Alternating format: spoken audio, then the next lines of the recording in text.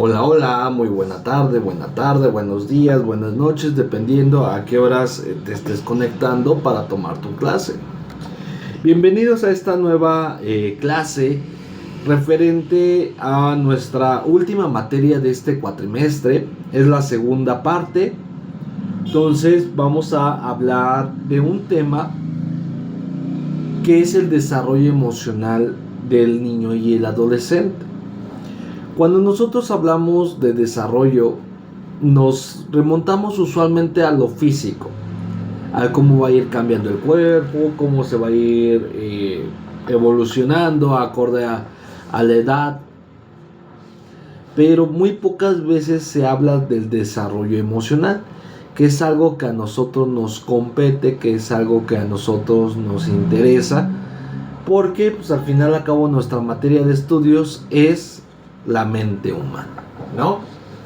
Entonces, como nuestra... Denme un segundo. Acá está. Como nuestra materia es la mente humana, buscamos conocer qué es el desarrollo emocional. El desarrollo emocional, primeramente tendremos que definir qué son las emociones, ¿no? Ya hemos tenido pues materias donde empezamos a tener ese acercamiento, ¿no? Pero tenemos que definir qué son las emociones, porque seguramente alguien te va a preguntar qué es una emoción. Ahora, son reacciones subjetivas a la experiencia que se asocian con cambios fisiológicos y conductuales. Reacciones subjetivas. ¿Qué va a pasar con esto? Que lo que para mí es triste, feliz, enojo, desagrado, tal vez para ti no lo sea. Tal vez para ti sea muy, muy diferente. Hay personas quien dicen, yo prefiero ver morir a una persona que a un animal. Y viceversa, ¿no? Entonces, esa es una cuestión muy subjetiva, muy personal. Entonces, ustedes en su labor de psicólogos, psicólogas, pues van a empezar a llenarse de situaciones subjetivas por parte de sus pacientes. Es que me siento mal. Ok, no es el mismo malestar que yo voy a presentar. No, tengo que averiguar cuál es tu tipo de malestar. ¿Va? También es importante que el niño desarrolle un lazo afectivo fuerte, cercano, recíproco y estable durante sus primeros años de la vida. Recuerden que nosotros la sesión pasada hablábamos de un personaje que se llama Erik Erikson y argumentábamos que el ser humano es de las especies más desvalidas a lo largo de toda la historia, dado que ellos no son capaces de valerse por sí solos en el momento de su nacimiento. Somos completamente no responsables, bueno, sí somos responsables de nuestros cuidadores, pero somos dependientes de ellos. ¿Por qué? Porque si ellos no nos cuidan, pues al final a cabo nosotros no estaríamos aquí. Este desarrollo pues tiene que ser cercano. Usualmente cuando hablamos del desarrollo del niño, hablamos más de la madre.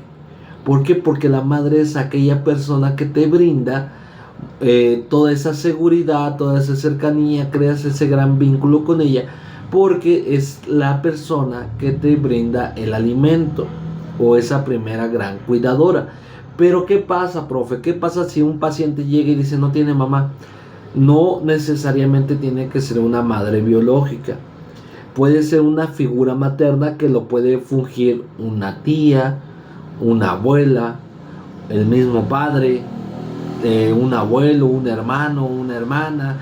Realmente cuando nosotros hablamos de psicología, la psique humana no entiende de sexo, es asexual, no tiene sexo, no le interesa que si mi figura materna es un hombre, no, al final a cabo le va a interesar que esa persona fungió simplemente. Por eso es asexual. Ahora, es necesario que quien cuide a ese pequeño, a ese individuo, le dé demostraciones de cariño. Porque me ha tocado muchas situaciones ya en el área laboral. Recuerden que pues, yo me dedico más al área clínica. Que llegan personas, ya sea terapia de pareja, terapia individual, dice, es que no sé cómo demostrarle. Me dice que le dé un abrazo, pero pues al final a cabo a mí no me gusta, yo no quiero, o no sé cómo hacerlo, ¿no? ¿Y qué es lo que pasa? Vas investigando un poquito de todo ello, ya lo verán en la entrevista psicológica, y te vas dando cuenta que pues esa situación viene de atrás, de un padre o una madre que no fue afectivo, no fue cercano de esa parte emocional. Simplemente sí, es como lo que hacían muchos abuelos, ¿no? De mi forma de demostrarte que te quiero es dándote todo, dándote escuela, trabajo, cosas, dependiendo del nivel socioeconómico. Pero al final a cabo, cuando no se demuestra ese cariño, ese cuidado o atención en el infante, seguramente en la vida adulta se repetirán los patrones, aquellos patrones que te van a llevar a ser igual que esas figuras primarias. Esa situación, cuando se presenta de una forma adecuada, el niño va a empezar a desarrollar confianza, seguridad y sentimientos de ser importante y valioso. Cuando ustedes le dicen a un niño, es que no vales nada, es que eres torpe, eres limítrofe, estúpido, lo que quieran decir, al final a cabo le estás diciendo al niño pues que su valía pues, no va más allá de lo que tú creas. ¿Qué es lo que va a pasar? Vas a tener adolescentes que pues van a decir, ¿por qué no tienes novia? Pues no sé. O cuando le presentan a la novia a la mamá, al papá, dicen, mira, esta es mi novia. Ah, está re fea. Y sorprendentemente terminan la relación a los pocos días, a las pocas semanas.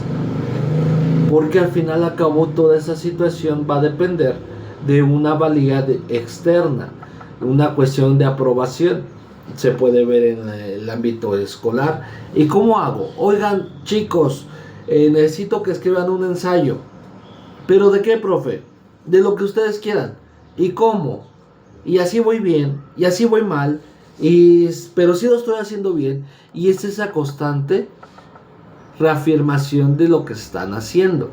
Cuando al final acabo, pues podrías hacerlo y si te equivocaste, pues ni modo, ¿no? Se corrige y se acabó. Pero no es así. En el trabajo lo mismo. Híjole, jefe, ¿ya qué cree que ya acabé? A ver, pero venga a ver si está bien. Y toda esa situación, pues, no va a crear una cuestión de seguridad. Y obviamente nos tenemos que remontar a la infancia del sujeto. ¿Cómo eran tus padres? ¿Cómo era tu infancia? ¿Qué hacías? ¿Cómo te demostraban cariño? Etcétera, etcétera, etcétera. Ahora, las relaciones emocionales que se otorgan al niño en la edad temprana serán la base de donde surgen el desarrollo social, emocional e intelectual. Es algo curioso aquí.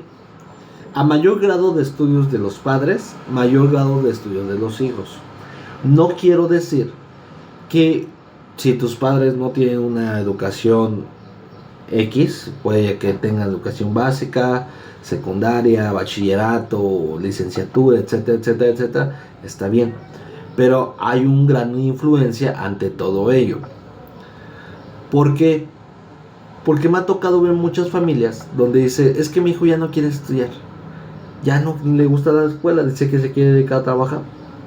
Pero al final a cabo sus dos cuidadores, padre y madre, son comerciantes que tal vez terminaron solamente la secundaria o prepa. Dice, no, es que quiere ponerse a trabajar. Yo le digo, sí, al final a cabo todos esos aspectos van a influir. En cambio, cuando hay una situación de una persona, licenciatura, maestría, doctorado, el hijo puede que siga mucho más fácil ese camino. Puede haber excepciones que dicen, no quiso estudiar, pasa. Pero al final a cabo hay una mayor prevalencia de que sí lo hagan. Que digan, pues es que mira, tu papá tiene doctorado. Y hay un símbolo de decir, el estudio pues es buena opción. Pero esa es una cuestión que se va a surgir acorde a las relaciones que se tengan con este niño, para que surjan un desarrollo social, emocional e intelectual, como ya se había dicho. El desarrollo social, básicamente, cómo tú vas a interactuar con las otras personas. Obviamente hay trastornos, síndromes, por ejemplo el autismo, que no va a necesitar una interacción social. Al final al cabo no le interesa. Ellos van a estar en su mundo y van a ser muy buenos en lo que decidan. Apenas conocí un cirujano que tiene autismo. ¿Y qué es lo que pasa? Es excelente en esa área, pero no necesita la interacción social. Entonces, esa situación vamos referente a todo eso. Ahora, ¿cuáles van a ser las primeras señales de emoción en el infante? Los recién nacidos demuestran claramente cuando están infelices. Aquí hay algo curioso, ¿no? El ser humano nace sabiendo mostrar emociones. ¿Por qué? Porque tiene hambre, llora, grita y demuestra una emoción, que es la tristeza, la infelicidad. La cuestión está que al pasar el tiempo, por una cuestión sociocultural, vas teniendo un planeamiento emocional. Es decir, tú como eres hombre no llores. Oye, es que no es para tanto para que llores. Las cosas no se solucionan llorando. Y el llorar se vuelve algo malo dentro de nuestra sociedad. Incluso cuando llega a fallecer algún familiar. Es que no le llores porque no lo vas a dejar descansar. Una de las cuestiones más tontas que se les puede decir, porque al final al cabo te estoy impidiendo que expreses un sentir que si no sale va a salir de otra forma, y seguramente será en forma de enfermedad. En estas señales que brinda el bebé o el infante, hay signos tempranos de sentimiento de los bebés. Son indicadores importantes del desarrollo. Emoción, subjetivo, sentimiento es algo que ya es más duradero. La emoción es algo momentánea. Puede durar una emoción biológicamente 40 segundos, 50 segundos. Después se van a transformar a pensamientos, a sentimientos, que es algo que ya vas a estar más desarrollado. Y obviamente el niño empieza a darse cuenta sobre toda esa situación. Pero como es un recién nacido, sí, pero a su mayor o menor capacidad cognitiva van teniendo ese control. La risa, la felicidad, el llanto, etcétera, etcétera, etcétera. Cuando sus mensajes obtienen respuestas, sus sentidos de conexión con otras crecen. Por ejemplo, cuando escuchen a las mamás cómo le hablan a los bebés, mi niño hermoso, y el niño o la niña pareciera que le contestan, que se ponen felices, que se alborotan y todo ello, incluso desde el vientre. ¿Por qué? Porque hay una conexión que te estás teniendo con el otro. Solamente que el infante te va a ver como una extensión de él. Ya después, cuando vemos, es la cuarta clase, si no me equivoco. Cuando hablemos de Lacan, te darás cuenta cómo es ese proceso para que el niño pueda asociar que es otra persona totalmente diferente, mamá y el bebé, ¿no? Y se vuelven más capaces de participar de manera activa en la regulación de sus estados de alerta y de su vida emocional. Hay niños que simplemente ven al papá y gritan. Hay niños que ven a la mamá y se ponen felices. O hay niños que están llorando y ven a los papás. Y al final al cabo, hay muchos videos en internet donde hay niños los dejan en la guardería, en el kinder, y quedan llorando, y a los pocos días se van como si nada. ¿Por qué? Porque están teniendo ese vínculo con el otro a través de este desarrollo emocional. Ahora, una de las grandes expresiones de las emociones se llama llanto. Es la forma más poderosa y en ocasiones única en que los lactantes pueden manifestar sus necesidades. ¿Cómo? Tienen calor, lloran. Tienen frío, lloran. Tienen hambre, lloran. Están sucios, lloran. Entonces el llanto es una herramienta primordial para que el infante pueda desarrollarse en esta cuestión emocional. Hay llanto de hambre, enojo, dolor, frustración, de todo tipo de llantos. Que si ustedes escuchan al bebé llorar, se darán cuenta que los llantos son muy, pero muy diferentes. Pregúntenles a las enfermeras que cuando nace un bebé que es deseado, es muy diferente su llanto al de un bebé no deseado. E incluso el desarrollo físico se ve afectado. ¿Por qué? Porque usualmente cuando son bebés no deseados llegan a tener un peso menor, una talla menor, o incluso no llegan a término los bebés. ¿Por qué? Porque al final a cabo el cuerpo lo rechaza por una cuestión psíquica. Apenas en un diplomado una doctora nos contaba que había tenido una paciente que no podía quedar embarazada, que simplemente se embarazaba y perdía el producto, ¿no? Eran abortos espontáneos. ¿Y qué es lo que sucedía? La llevan con el médico, ¿sabes qué? No. La llevan con otras situaciones, hasta que la llevan con el psicólogo y la psicóloga se da cuenta de decir, es que hay una afectación en tu cerebro que no te permite asociar que tú ya estás embarazada, creértela, ¿no? Para terminar para pronto. Entonces, ¿qué es lo que hacía el cerebro al acto de no aceptar al bebé? Pues lo rechazaba. Entonces se dan cuenta, el desarrollo del infante sí va a tener que ver mucho con la madre. ¿Por qué? Porque es su primer vínculo desde el vientre. Entonces, ¿qué es lo que va a pasar? Pues el niño va a empezar a desarrollarse. Ahora, imagínense ese niño que no se le permite llorar, que cada vez que ve la mamá que se siente incómodo, incómoda, enseguida va y le da, y le cumple todo. Pues al final al cabo ese niño no va a generar una tolerancia a la frustración.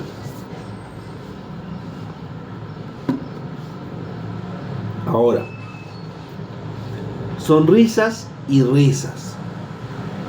Las primeras sonrisas tenues ocurren de manera espontánea poco después del nacimiento como el resultado de una actividad del sistema nervioso. Es decir, las primeras risitas, las primeras sonrisas no es de porque le caigas bien. No te topa. El bebé no te topa al final a cabo. ¿Por qué? Porque no ha desarrollado completamente la vista. Los bebés no nacen viendo.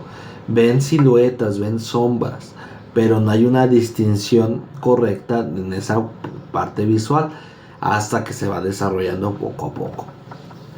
Por eso los niños, cuando les dices que tienen que tener lentes, pues sí, se les cambia cada 6 meses, cada 8, cada año, dependiendo lo que diga el especialista. Pero ¿qué es lo que pasa? Puede que cuando crezcan, pues ya no tengan esa situación, esa problemática. ¿Por qué? Porque su vista se ha acabado de desarrollar. Ahora, ¿qué es lo que pasa? Como es una actividad involuntaria, pues es como una descarga del sistema nervioso. Recuerden que el sistema nervioso funciona a través de una cuestión eléctrica, estímulos eléctricos que manda el sistema nervioso, el cerebro, a todo el cuerpo y hace que se forme la sonrisa, ¿no? Entonces, esa es la primera parte, ¿no? Porque el niño va asociando que cada vez que sonríe, cada vez que dice cierta palabra, cada vez que hace sus gestos, pues le dan muchos cariñitos, les dan un afecto, les dan un aplauso, una palabra de aliento o lo que quieran, ¿no? Entonces, esa situación va a ser referente a la sonrisa y las risas. Ahora, ¿cuáles son las emociones básicas? La alegría, la sorpresa, la tristeza, enojo y temor. La alegría va referente a una complacencia. ¿Qué tanto me complaces tú para que yo esté feliz? Como todos los niños, ¿no? El niño no le interesa si hay dinero, si no hay dinero. Te dice, cómprame, quiero esto. Y el adulto dice, es que no. No, y de ahí vienen los berrinches, ¿no? Los terribles dos que muchas veces se manejan. Esa situación, pues te va a llevar a que, pues no hay una complacencia y por ende haya un sentido pues, de infelicidad, que no estés acorde, que no seas feliz con esa situación que se te está negando. Por eso los niños son muy demandantes, porque al final a cabo es la parte que todo mundo quiere que lo complace. Recuerden que los niños son categorizados como egocéntricos, es decir, que ellos son el centro del universo y todo el mundo gira alrededor de ellos. Cuando van creciendo se dan cuenta pues que no es así, pero esa es la situación de la alegría, la complacencia. La sorpresa, el interés. Los niños suelen tener mucho interés ante todo. Imagínense ese bebé, ese recién nacido que siempre lo tienen en casa. Usualmente lo tienen en una habitación y de la habitación a la sala, de la sala a la cocina y si acaso, ¿no? El niño va a ser excluido de muchos estímulos por la edad, por cuidados, por lo que quiera. Pero lo único que va a estar percibiendo son las cuatro paredes donde pues, él pasa la mayor parte del día, que puede ser el cuarto. Pero cuando va a un otro lugar, si se dan cuenta, se queda viendo todo. Un niño, hablando de los 6 al año, que todavía no han desarrollado completamente el habla, se quedan viendo todo y voltean y como que se quedan así, en expectantes ante esa situación.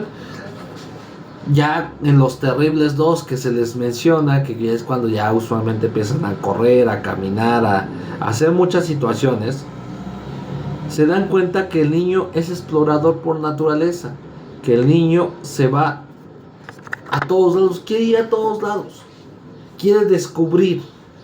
Por eso es esa parte de la sorpresa, el interés que está mostrando.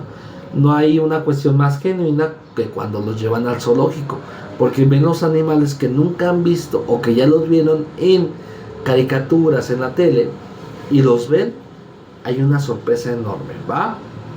¿Qué pasa con la tristeza y el enojo? El enojo y el temor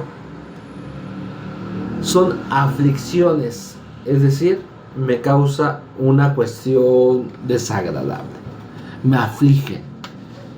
¿Por qué? Porque pues, no es una emoción que se sienta tan agradable, es una emoción muy necesaria, sí, pero que al final a cabo lo hemos asociado con algo desadecuado, algo que no es tan bonito de sentir. ¿Por qué? Porque así nos los han dicho. Ahora, continuando con todo esto, vamos a checar algunas teorías del desarrollo emocional. Y la primera teoría que vamos a ver es la teoría de Spitz. Existen 3 organizadores de la personalidad que nos ayudan a los niños o niñas pequeños de 0 a 2 años a expresar sus emociones desde los primeros años de vida. La sonrisa, la ansiedad ante lo extraño, la aparición del no. ¿Qué pasa con la sonrisa, no? Incluso es tu primer mecanismo para demostrar un amor ante esta pareja que te gusta, porque le empiezas a sonreír. A mamá, cuando la ves feliz, le sonríes. Cuando la ves triste, le sonríes. Es esa parte de los primeros años de vida que se aprende, que es la sonrisa. Ya después se le va a desarrollar para otros rubros, otros fines, ¿no? La ansiedad ante lo extraño. Un niño no es tan fácil que se vaya con un extraño, que digan, ah, sí, mira, aquí está la tía lejana que nunca ves y tú les des las manos como bebé. No. Solamente va a estar con esas personas que están conviviendo constantemente contigo. Llámese familia nuclear, llámese familia más cercana, que puede ser los abuelos, los tíos, los hermanos y todos ellos, que vas a tener cierta confianza. Pero cuando llega una persona totalmente extraña a ese círculo, pues va a haber una desconfianza. ¿Por qué? Porque no eres conocido, no eres una persona que esté en esa constante aparición en tu vida cotidiana, ¿no? Ahora, la aparición del no. El no es un acto fundamental para aprender reglas. ¿Y quién lo impone? Los padres. No lo hagas. Solamente que el niño, en el cerebro del niño, el no se registra. Por eso tú le dices, no lo hagas, y va y se sube y se da en la torre. Hasta después de que ya haya aprendido, pues va a asociarlo como algo negativo.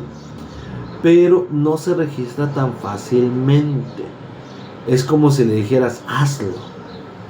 Entonces tienen que buscar palabras que sean adecuadas para imponer ese límite.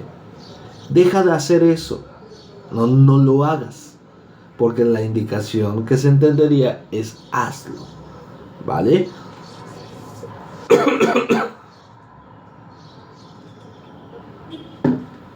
Entonces, esas tres situaciones de la teoría de Split, pues te van a llevar a una mayor comprensión de ese individuo. Ahora, nosotros tenemos que retomar a un autor que ya vimos la ocasión pasada, que es Erik Erikson. ¿Por qué? Porque esta persona, en sus primeras etapas del que establece Erik Erikson, es donde se crean estos grandes vínculos. Si ustedes recuerdan esa clase, decíamos que la primera etapa es confianza versus desconfianza, donde crea ese vínculo cercano o lejano con los cuidadores. La segunda etapa es la etapa de autonomía versus vergüenza y duda, que es básicamente cuando el niño empieza a querer explorar el mundo. Y la tercera etapa de iniciativa versus culpabilidad, cuando ya lo están haciendo pero también sienten culpa por hacerlo o por lo que le está diciendo el adulto. Para ello, pues bueno, pueden checar las diapositivas que ya las tienen precargadas en plataforma. Pueden revisar la clase anterior por si hay alguna duda y estar en ese constante repaso, porque recuerden que hay examen en cada clase. Ya lo tienen cargado en plataforma, simplemente es de que pongan la opción correcta. ¿Qué es lo que se les pide en los exámenes? Que ustedes, si no entendieron algo de la clase, tengan la posibilidad de ser autónomos y buscar mayor información para contestar correctamente ese examen, ¿vale? No va a venir como tal, se dice en la clase. Ese es un acto que tenemos que desarrollar como universitarios. Y llegando a esta tercera teoría, llegamos a la teoría del apego de John Bowlby, que es algo que está muy de moda hoy en día. Los apegos, que es el apego ansioso, el invitativo y todo ello. Pero al final estamos hablando de una teoría que surge en el 1950, que ya no es nueva, sino que pues se hizo otra vez y se malentendió. Porque hay cada persona que dicen descubrir, pero no en un contexto como tendría que ser o de la forma que tendría que ser, y se van mal informando por todas estas redes sociales, ¿no?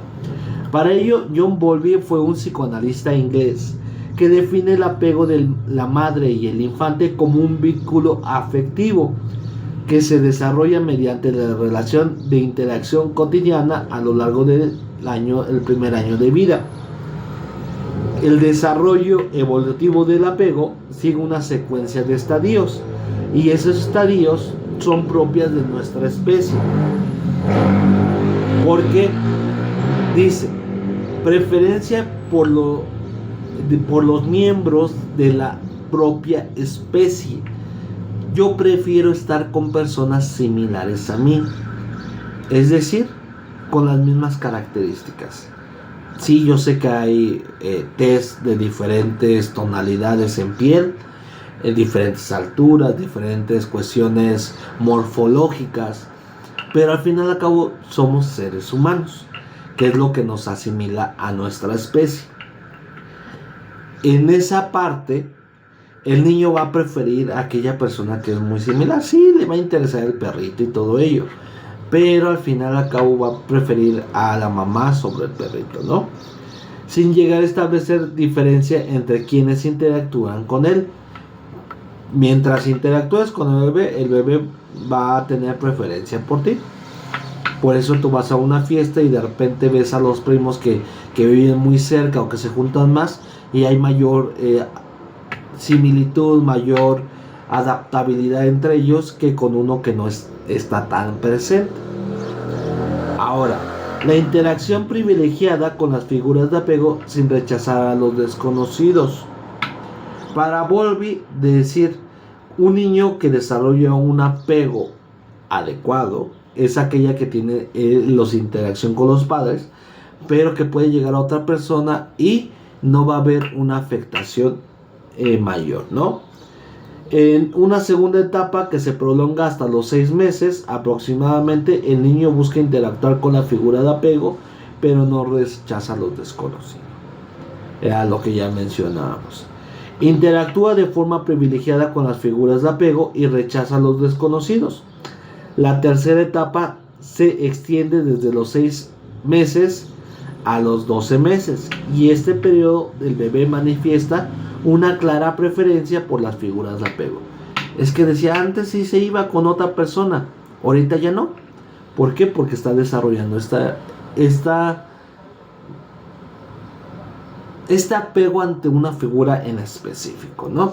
Por eso los bebés pues, no sueltan a la mamá al año, no la sueltan. Y los quiere cargar el papá. Y no, y es la mamá y la mamá y la mamá, y viene una cuestión de frustración por toda esa situación. Ahora, de igual manera hay una vinculación, un conflicto e independencia a partir del primer año y coincidiendo en el inicio de la marcha y la conquista del espacio cercano a través del desplazamiento. El niño no va a necesitar tan continuamente las figuras de apego. ¿Cómo? Pues que el niño se presente, que el niño empiece a gatear, a dar esos primeros pasos, los cuales van a estar muy asociados con el descubrimiento, ¿no? El descubrimiento de esos nuevos lugares donde ya puede ir. Puede ser la misma casa, pero ya puede ir solo, no necesita que alguien más lo lleve. Y por ende va a haber un cierto rechazo ante esas figuras esas figuras primarias, ¿no? De apoyo. Para ello hay diferentes tipos de apego. El apego seguro, que es donde dirían los TikTokers, es el mejor. Aquí no hay mejor ni peor. Son apegos. Es donde tú puedes estar con una persona sin la necesidad de estar en esa constante búsqueda de qué está haciendo, dónde está, cómo está, etcétera, etcétera, etcétera. ¿Por qué? Porque el niño obtuvo las herramientas o desarrolló completamente en esta infancia.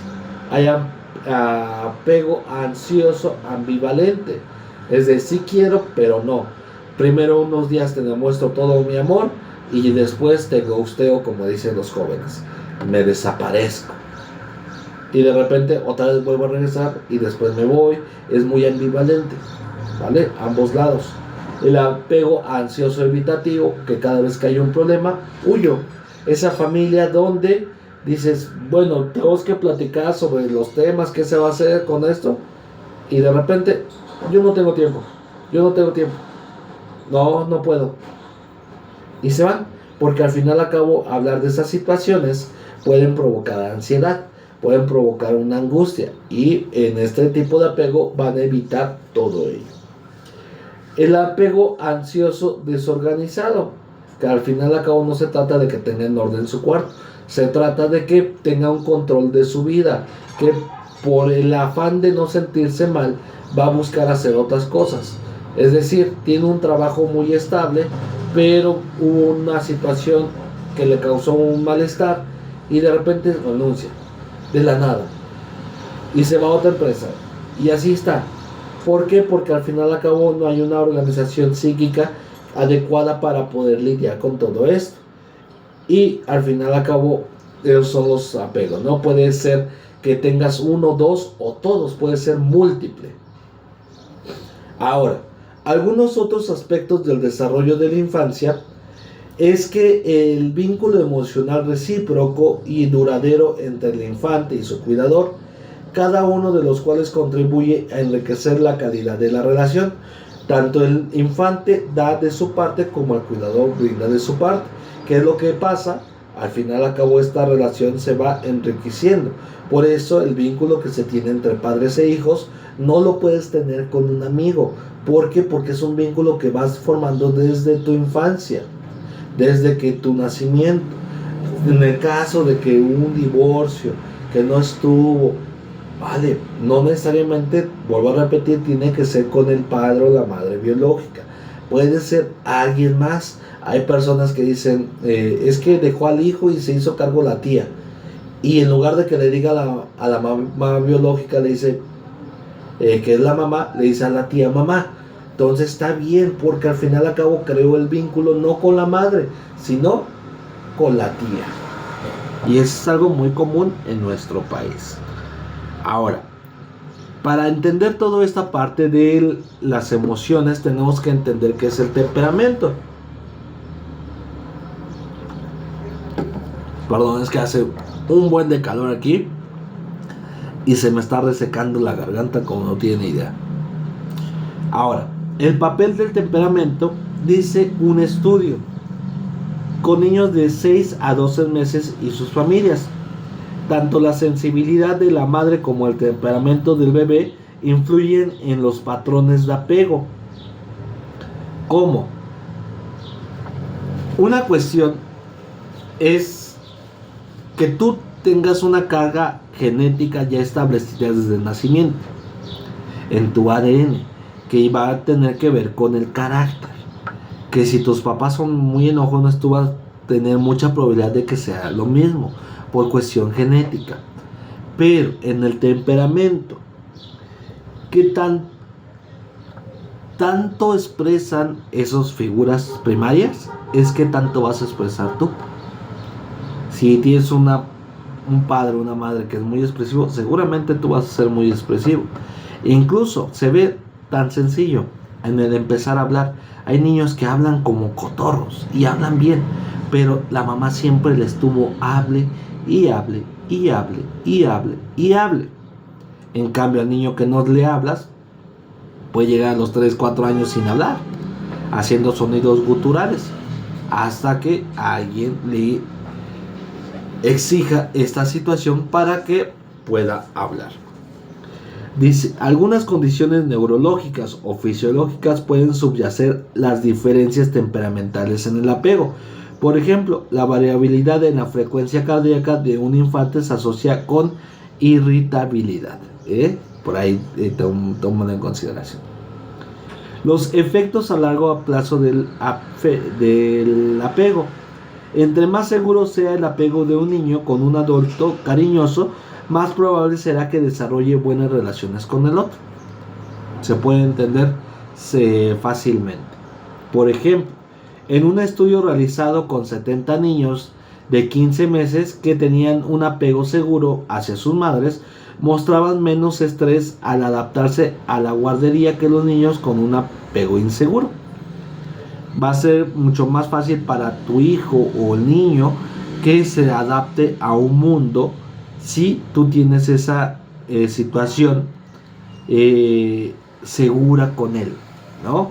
Los niños con apego inseguro tienden a mostrar más emociones negativas, miedo, aquí tal vez no negativas, yo le corregiría aquí, miedo, aflicción y enojo, mientras que los niños con apego seguro son más alegres, ¿vale? El desarrollo del apego en las madres adolescentes de nivel socioeconómico bajo es algo bien interesante porque las madres adolescentes aún no están preparadas ni física ni mentalmente para ser cuidadores de alguien más. ¿Por qué? Porque no hay un autodescubrimiento aún. Están en ese proceso donde están buscando quiénes son. Ahora te dicen que eres madre sin saber quién eres, que es un caos total. ¿Por qué? Porque tendrás que madurar rápidamente. Y obviamente en esa situación vas a perder muchísimas cosas. Va a haber muchísimas situaciones donde puede haber una queja mayor ante todo ello. Pero esa es una cuestión donde es muy común en nuestro país que el embarazo adolescente en comunidades de escasos recursos o recursos bajos se da muchísimo más. Porque puede ser una cuestión psíquica de huida, de un apego evitativo, de decir ya no quiero estar con mis papás, ya me caen gordo, la única forma de salirme es embarazarme. Y es una cuestión psicológica que ustedes en terapia tendrían que trabajar cuando trabajen con adolescentes. ¿Vale, chicos? Entonces me dio mucho gusto trabajar con ustedes. Estaremos viéndonos en las siguientes clases. Entonces, les agradezco mucho. Hasta luego.